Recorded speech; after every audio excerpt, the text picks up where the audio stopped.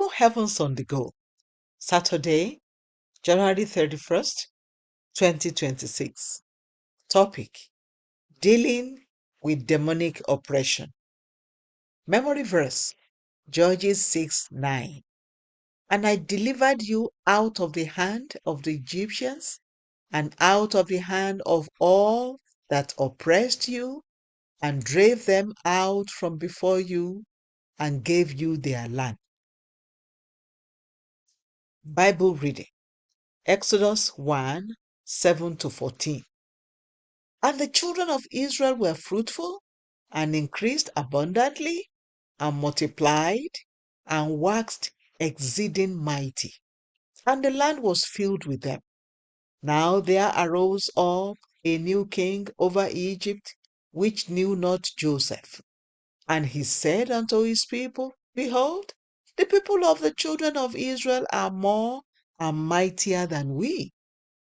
Come on, let us deal wisely with them, lest they multiply, and it come to pass that when there falleth out any war, they join also unto our enemies and fight against us, and so get them up out of the land. Therefore they did set over them taskmasters to afflict them with their burdens, and they built for Pharaoh treasure cities, Pithom and Ramses.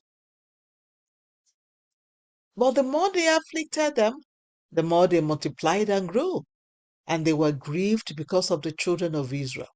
And the Egyptians made the children of Israel to serve with rigor, and they made their lives bitter with hard bondage, in mortar and in brick, and in all manner of service in the field.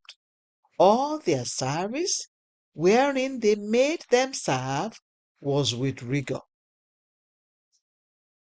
The message: deliverance is not only for those who are raving mad or evidently possessed by demons.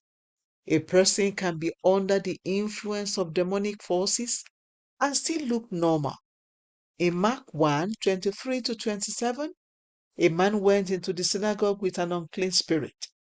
He probably looked normal until Jesus showed up. On seeing Jesus, the demon inside him began to manifest itself, and Jesus eventually evicted it from his host. I decree that any demonic force that might be disturbing you will be evicted today in Jesus' name.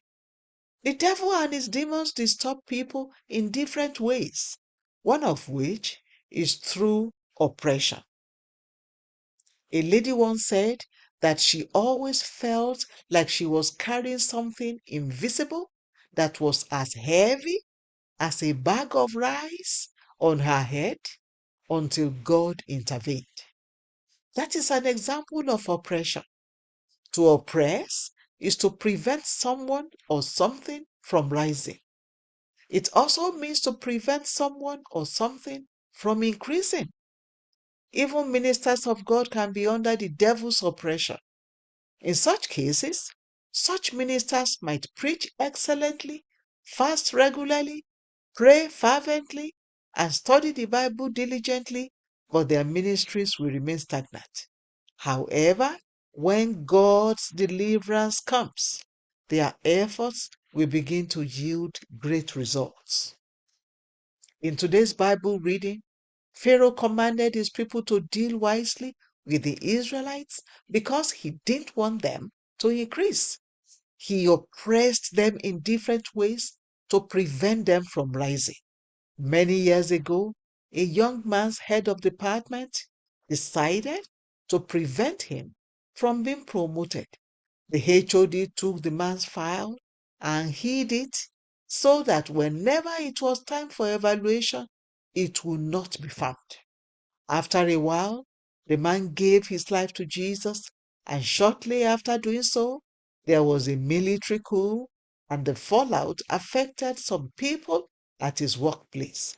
The HOD was forcefully retired, and a new HOD was appointed. When the new HOD decided to go through the files of everyone in the department, he noticed that the man's file was missing and ordered a thorough search. They searched everywhere in the office until the file was eventually found in the place where the former HOD hid it. The new HOD discovered that the man hadn't been promoted for years despite his diligence, and he instantly gave him a double promotion. Beloved, I pray for you. The fire of God will consume every force that might be oppressing you and hindering your success in Jesus' name. Prayer point. Father, please deliver me from every demonic oppression that might be hindering my promotion. In Bible reading in 1 year, Leviticus 11 to 13. Hymn for today. Conquerors and overcomers now are we. The Open Heavens is written by Pastor E. A. Adeboye, the General Overseer of the Redeemed Christian Church of God. God bless you.